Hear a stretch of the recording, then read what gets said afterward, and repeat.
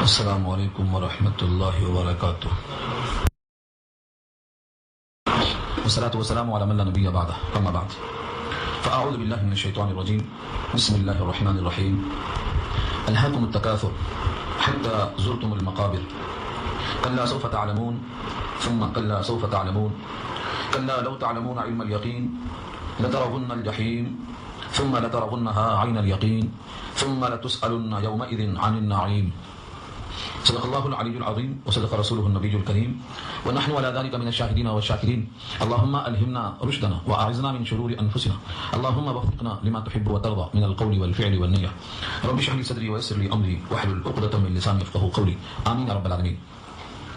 محترم حضرات، معزز سامعین، محترم خواتین، میری ماں اور بہنوں، میرے بھائیوں، پیارے بچوں، آج کی گفتگو کا عنوان ہے سورہ تکاثر۔ یہ سورت مکی صورتوں میں شامل ہے، سورہ کوثر کے بعد نازل ہوئی ہے، کل 8 آیتوں پر مشتمل ہے۔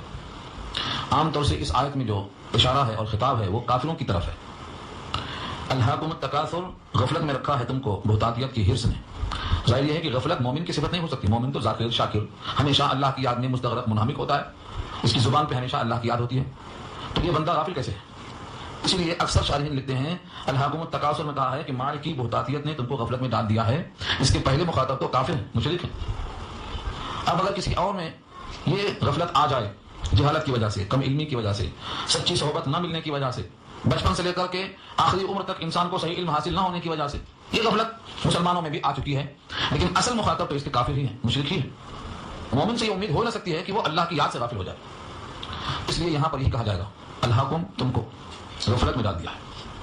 لیکن لفظ کم قرآن کریم میں جہاں جہاں بھی آتا ہے اس سے مراد کافر نہیں ہوتے، بلکہ الہاکم میں جس طرح کم ہے، جہاں جہاں بھی کم آئے گا اس سے مراد مخاطب ہوں گی، کیونکہ کم مخاطب کے لیے آتا ہے، ہم ان کے لیے اور کم تمہارے لیے۔ اس لیے جب کم سے لفظ ہے تو ظاہر یہ ہے کہ یہ غفلت تمہارے اندر نہیں آنی چاہیے۔ لفظ الہا یلہی، الہاون کے معنی آتے ہیں کسی چیز میں اتنا منہمک ہو جائے کہ اصل مقصد سے توجہ ہٹ جائے۔ ایک مرتبہ نبی کریم صلی اللہ علیہ وسلم نماز پڑھ رہے تھے، میں لفظ الہاکم میں جو الہا ہے اس میں جو لفظ کے معنی ہیں وہ بتانے کے لیے حدیث نقل کر رہا ہوں بخاری کی۔ ایک صاحب نے کپڑا بھیجایا تھا آپ کے پاس، ان کا نام تھا ابو جہم، وہ کپڑا تھا امبجانیہ کا، کوئی مقام ہوگا۔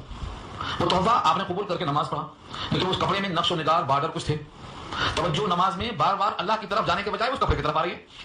نماز سے فارغ ہو کر آپ نے کپڑے کو نکال کے پھینک دیا اور فرمایا الہتنی، یہ مجھے دکھانا ہے، اس کپڑے نے میری توجہ اپنی طرف کھینچ لیا جبکہ توجہ اللہ کی طرف ہونا چاہیے۔ تو دیکھو آپ نے کپڑے نے کیا کیا، کپڑے کے نقش و نگار نے، زینت نے نبی کی توجہ کو نماز میں اپنے طرف مبذول کر لیا، تو آپ نے اس کپڑے کو نکال کے ناگواری کے انداز سے پھینک دیا، کلکارے، حدیث الفاظ ہیں کلکارے، جسے کسی کو ناگواری پیش آ جائے نکال کے پھینک دیا، اور وہاں یہ لفظ ہے الہتنی، اس کپڑے نے مجھے مشغول کر لیا، اور کپڑے کی طرف مشغولیت نے کیا کیا، اللہ کی طرف جو توجہ دینا چاہیے اس میں کمی آ گئی۔ لفظ الہا کو بتانا چاہتا ہوں آپ کو کہ تم کو غفلت میں ڈال دیا، کس چیز نے ڈال دیا؟ التکاثر، تکاثر بنا ہے کثرت سے، کسی بھی چیز کی زیادتی ہو تو کثیر کہلاتا ہے، زر کثیر بہت مال، تو اللہ تعالیٰ کی طرف سے لفظ کثیر جہاں جہاں استعمال ہوا ہے وہ کثرت کے معنی میں آتا ہے۔ اب کثرت اگر کسی کے مقابل میں ہے تو اس کو تکاثر کہیں گے، یعنی ایک آدمی دنیا میں تم سے آگے جا رہا ہے، تم اس کے آگے جانا چاہتے ہو، یہ ہے تکاثر۔ ترجمہ اردو میں کہا بہتاتیت، بہتات مانے بہت زیادہ کسی چیز کی طلب نے تم کو اصل مقصد سے غافل کر دیا، یہ ہے مقصد۔ الہاکم التکاثر، تم کو مال کی بہتاتیت نے، مال کی حرص نے تم کو غفلت میں ڈال دیا ہے۔ تو غفلت میں ڈالنے والی شے کیا ہے؟ بہتاتیت، حرص کی، یہ ہے فائل، یعنی تم کو کسی اور چیز نے مشغول نہیں کر لیا ہے، بلکہ کثرت، کسی بھی چیز کی کثرت، مال کی، دولت کی، ثروت کی، حکومت کی، کسی بھی چیز کی طلب، اس کی دھن اتنی غالب آ گئی ہے کہ تم اس میں اتنے منہمک ہو گئے ہو کہ تمہارا جو اصل مقصد حیات تھا اس سے تم کو غفلت میں ڈال دیا۔ یہ مطلب الہاکم التکاثر، غفلت میں ڈال رکھا ہے تم کو بہتاتیت کی حرص نے، تمہیں یاد ہی نہیں آتا مقصد۔ اب سوال یہ ہے کہ ہماری غفلت کب تک رہے گی؟ 40 سال کی عمر تک رہے گی، 60 سال تک رہے گی، 80 سال تک رہے گی، کب تک رہے گی؟ اللہ فرماتے ہیں ایک مرتبہ لت لگ گئی تو یہ تمہاری موت کے دن تک رہے گی، حتی زرتم المقابر۔ یہ حتیٰ کیا ہے؟ حتیٰ کہتے ہیں غایت، انتہا کو بیان کرتا، حتیٰ یہاں تک کے۔ ہم اردو میں جو یہاں تک بولتے ہیں یہی عربی میں ترجمہ حتیٰ کا ہوتا ہے۔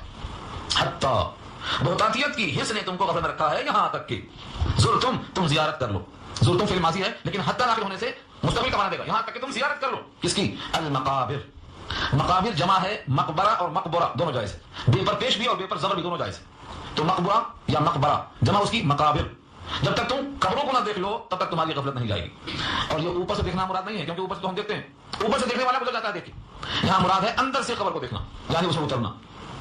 کبھی کبھی لوگ مردے کو اتارنے کے لیے اترتے ہیں، وہ مراد نہیں ہے، بلکہ اس قبر میں رہنے کی نیت سے جب آدمی کا وقت آ جاتا ہے وہ اترنا یہاں مراد ہے۔ ویسے اگر کوئی قبر میں کسی کو اتارنے کے لیے اترتا ہے تو اس میں بھی مزہ آتا ہے، اس کو بھی آنکھ کھل جاتی ہے، قبر میں کھڑے ہو کر مردے کو رکھنے کے بعد آسمان کی طرف دیکھو، آپ کو لگتا ہے کہ ساری کائنات سمٹ کے قبر میں آ گئی ہے، ختم ہے دنیا اس پر، وہ بھی کم نہیں ہے آنکھ کھولنے کے لیے. لیکن یہاں جو مراد ہے یہ اندر سے دیکھنا مراد ہے. حتی زرتم المقابر، کیونکہ باہر سے دیکھنے میں اندر سے دیکھنے میں بڑا فرق ہے. ایک صاحب نے مجھ سے کہا یہ میرا مکان ہے، میں نے کہا یہ باہر سے دکھائے تو مجھے یاد نہیں آتا، بھول جاتا، تو بہت ہنسے بجائے بہت دیر تک ہنستے رہے. میں نے کہا یہ باہر سے دکھائے تو کیا سمجھ میں آئے گا، بھول جاتا باہر سے.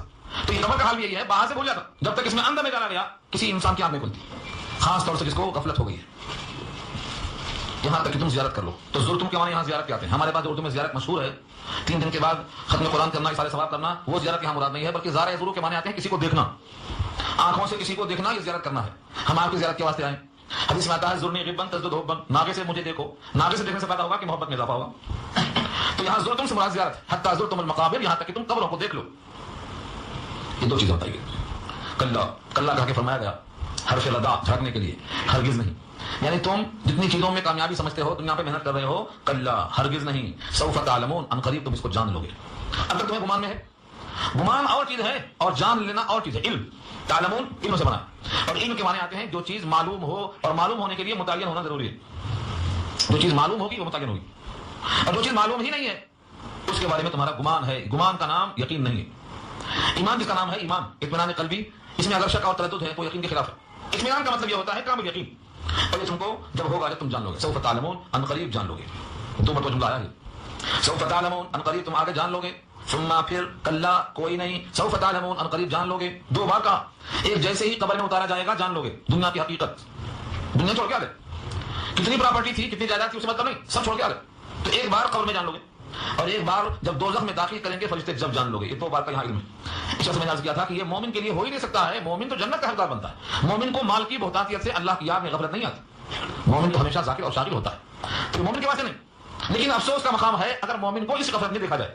مومن ہے طہارت نہیں ہے، مومن ہے نماز نہیں ہے، مومن ہے لباس پاک نہیں ہے، مومن ہے معاملات صاف نہیں ہے، مومن ہے مگر جھوٹ سے زبان صاف نہیں ہے. یہ مومن کے اوصاف نہیں ہو سکتے. لیکن عدم علم کی وجہ سے یہ بات اتنی عام ہو چکی ہے کہ جو اوصاف غیروں کے لیے تھے وہ اہل اسلام میں داخل ہو چکے ہیں.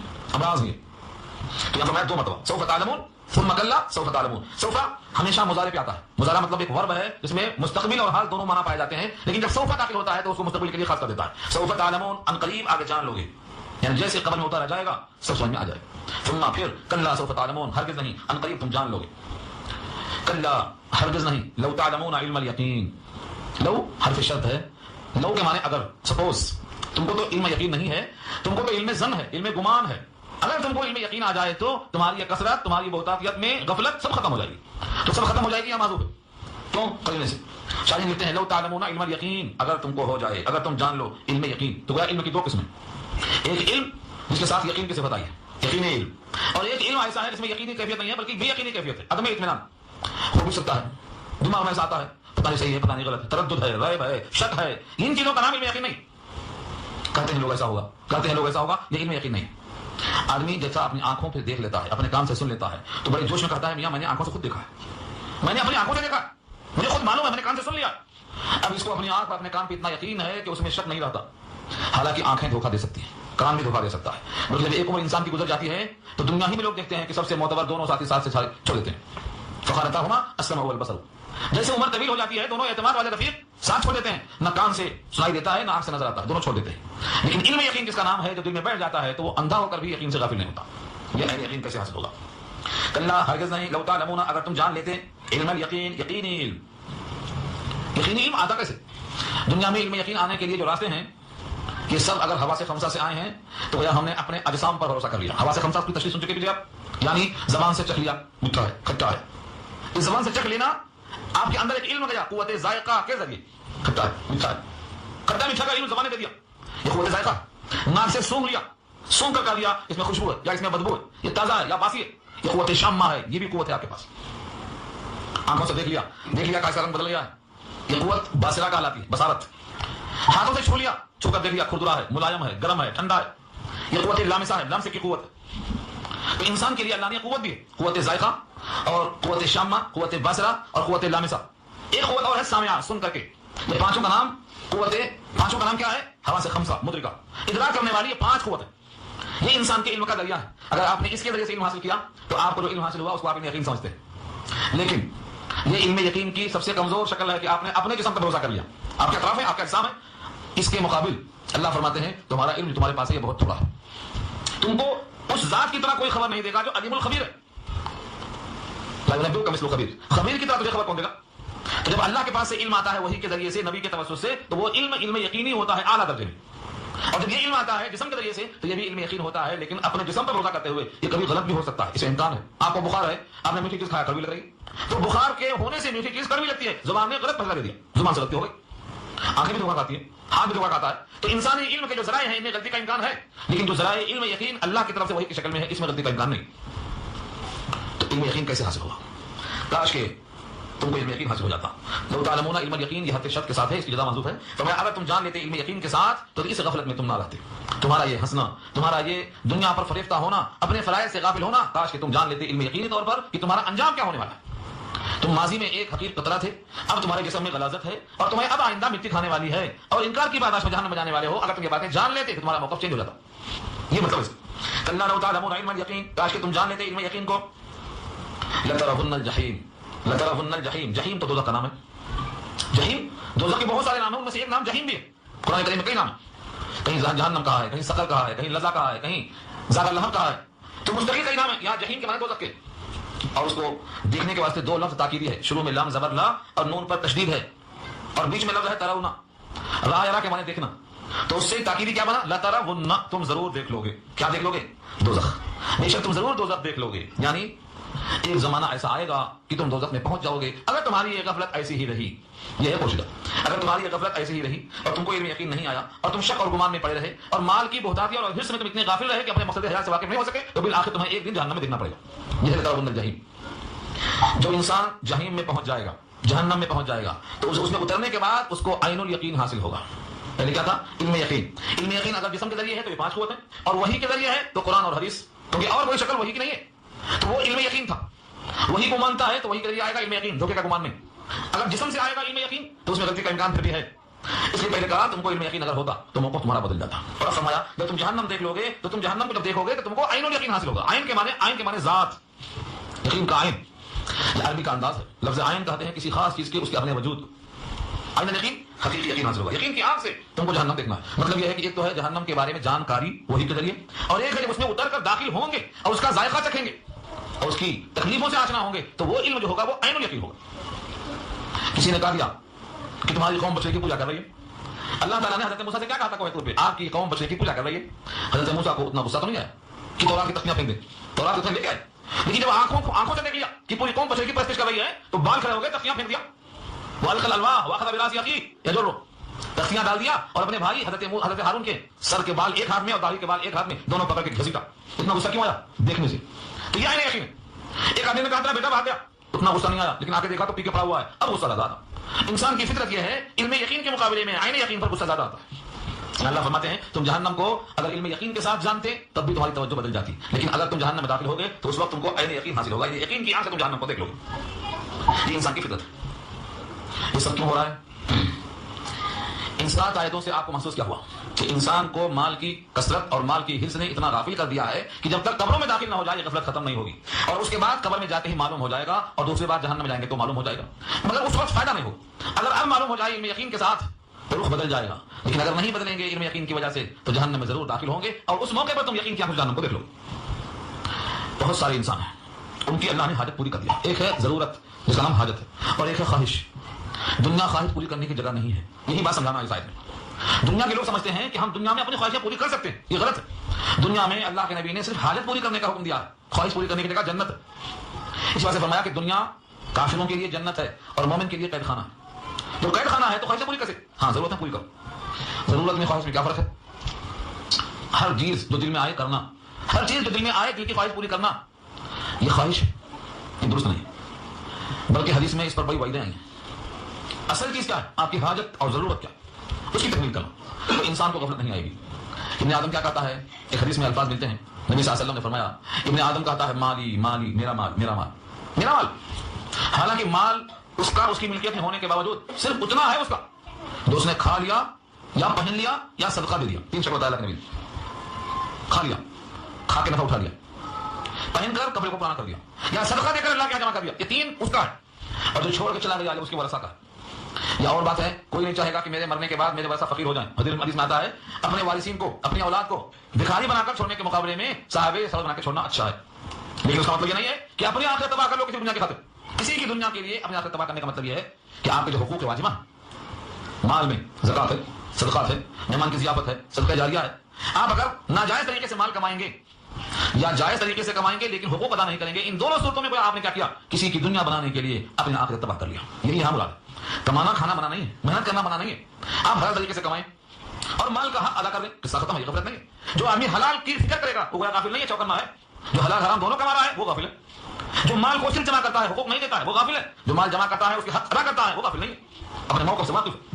تو الحاق متکاثر کا مطلب نہیں کہ مال نہیں کمانا, محنت نہیں کرنا نہیں, مال کمانا حلال و حرام کی تمیز کرتے ہوئے, حقوق کو ادا کرتے ہوئے, چاہے وہ حقوق واجبہ کسی بھی اقسام کے ہوں. مہمان آیا اس کی ضیافت کرنا بھی حقوق واجبہ میں سے ہے.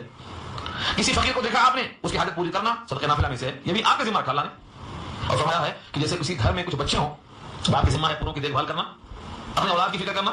دنیا میں جتنے انسان ہیں جتنے مخلوق ہیں یہ اللہ کا کنبہ ہے, اللہ کا گھرانہ ہے. الخلق عیال اللہ, جو اللہ کا گھرانہ ہے تو اس میں کسی کو آپ ننگا دیکھیں, کسی کو بھوکا دیکھیں, کسی کو محتاج دیکھیں, کسی کو فقیر دیکھیں اور آپ کو ترس نہ آئے تو آپ کنبے سے باہر ہو گئے, اندر کیسے ہوئے آپ. یہ مسئلہ ہے یہاں پر.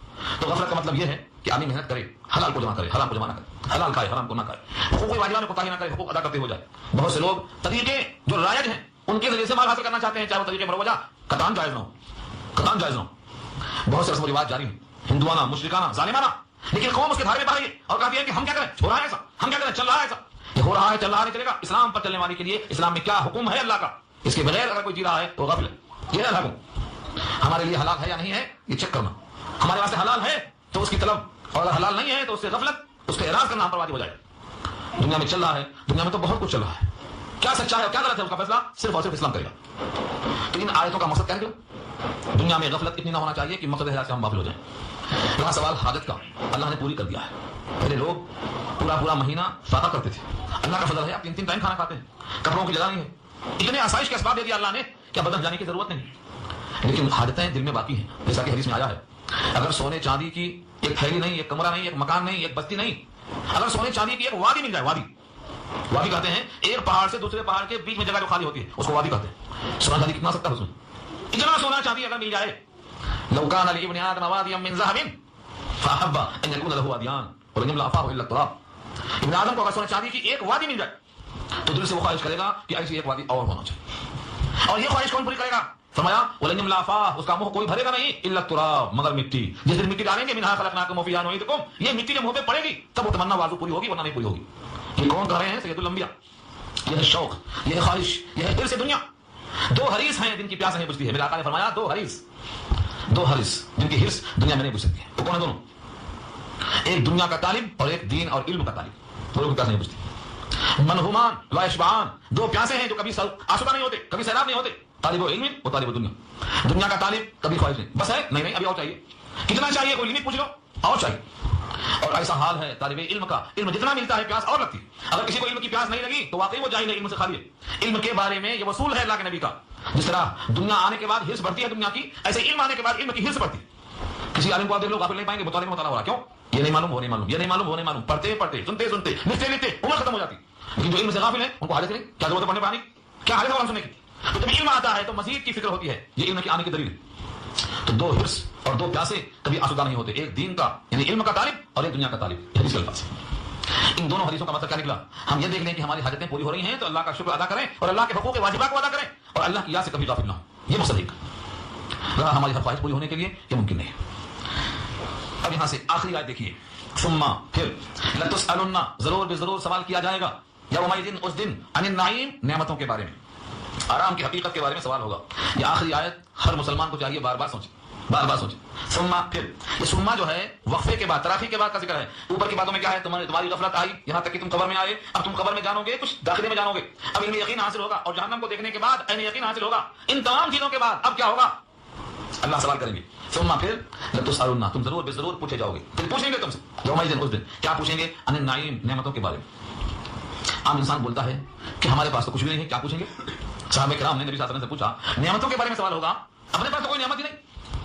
اتفاق سے ہاتھ میں کھجور کا خوشہ تھا, کھا رہے تھے, اور پانی ٹھنڈا تھا جس کو پی رہے تھے, اور باغ میں کھجوروں کے چھاؤں میں بیٹھے ہوئے تھے جب یہ گفتگو ہو رہی تھی. نبی صلی اللہ علیہ وسلم فرمایا کہ قسم ہے وہ ذات کی جس کے قبضے میں میری جان ہے, یہ کھجور کا ذائقہ اور یہ پانی سے سیرابی اور یہ چھاؤں کی راحت و سرور، یہ اللہ کی نعمتوں میں سے ہے، ان کا سوال ہوگا۔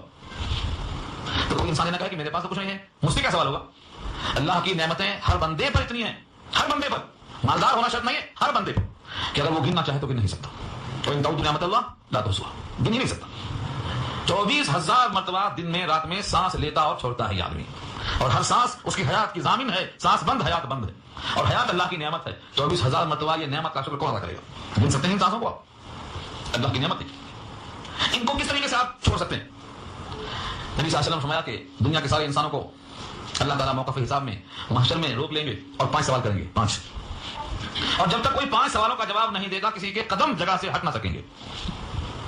ایک روایت میں 5 سوال ہے، ایک روایت میں 4 ہے، کیونکہ چوتھا سوال میں 5واں ایڈ کیا جائے تو 4 ہی ہوتے، الگ الگ کیا جائے تو 5 ہوتے، فرق صرف گننے میں۔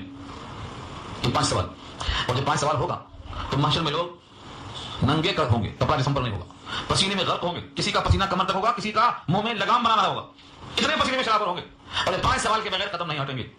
لا تزال قدم عبد يوم القيامة حتى يسأل عن 4، عن عمره فيما أفناه، وعن شبابه فيما أبلاه، وعن ماله من أين اكتسبه وفيما أنفقه، وعن علمه ماذا عمل فيه۔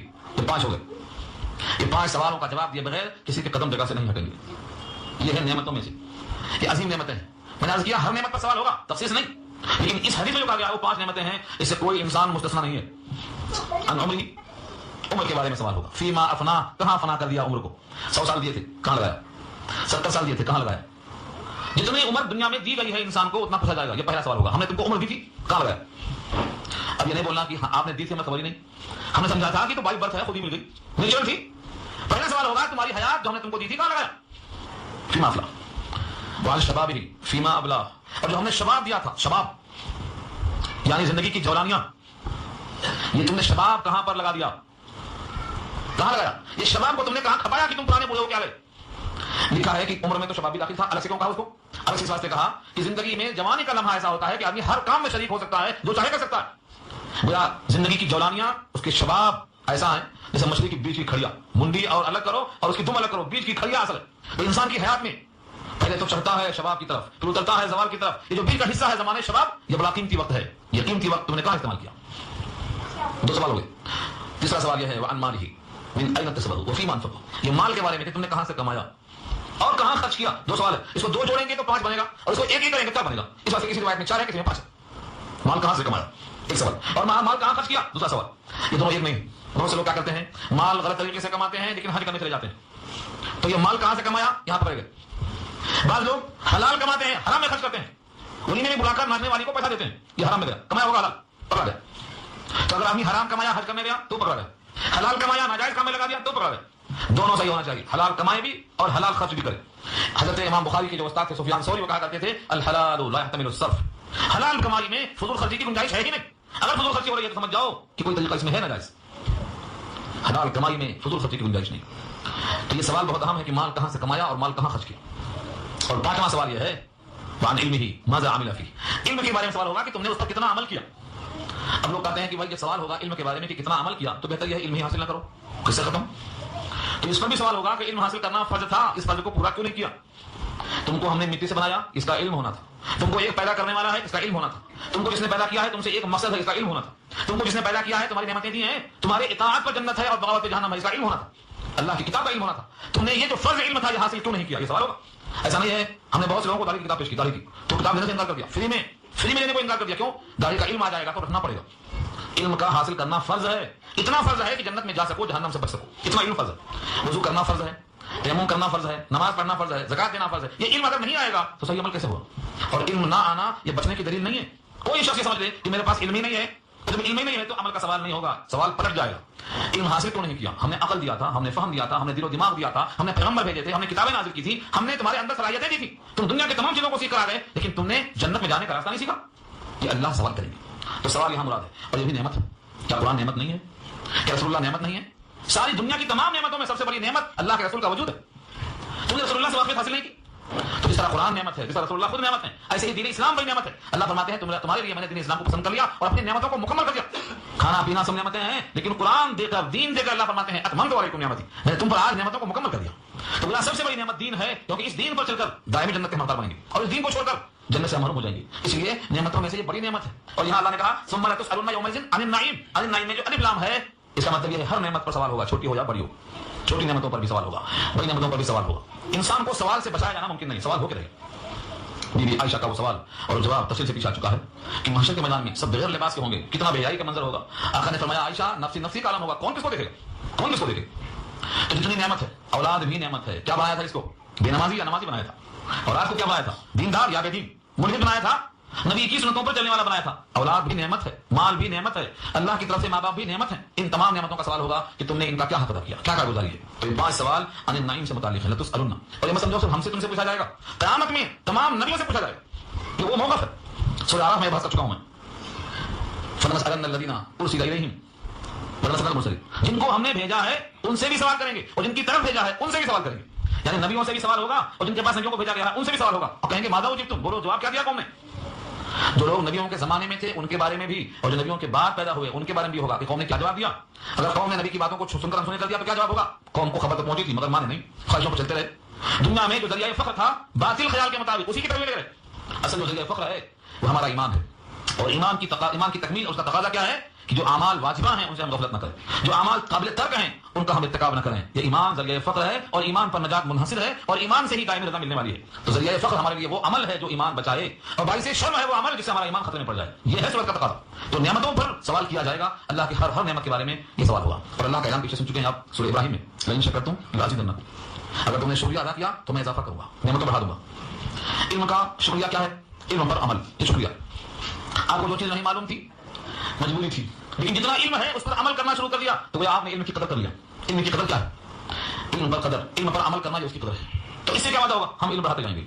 उस इंसान का इल्म कभी कमजोर नहीं पड़ेगा जो अपने इल्म को मामूल बना ले। मालूम होगा नमाज फर्ज है, पढ़ना शुरू। मालूम है मिसवाक करना सुन्नत है, मिसवाक शुरू। मालूम होगा तिलावत करना लाजिम है, तिलावत शुरू। जो इंसान को जितना इल्म है उसको अमल में ले आए उसका इल्म बढ़ना शुरू हो जाएगा। और जो अपने इल्म पर अमल नहीं करेगा उसका इल्म कभी नहीं बढ़ेगा, घटना शुरू हो जाएगा। तो इल्म को फैलाना ये भी अमल करना है, और इल्म पर अमल करना ये भी अमल करना है।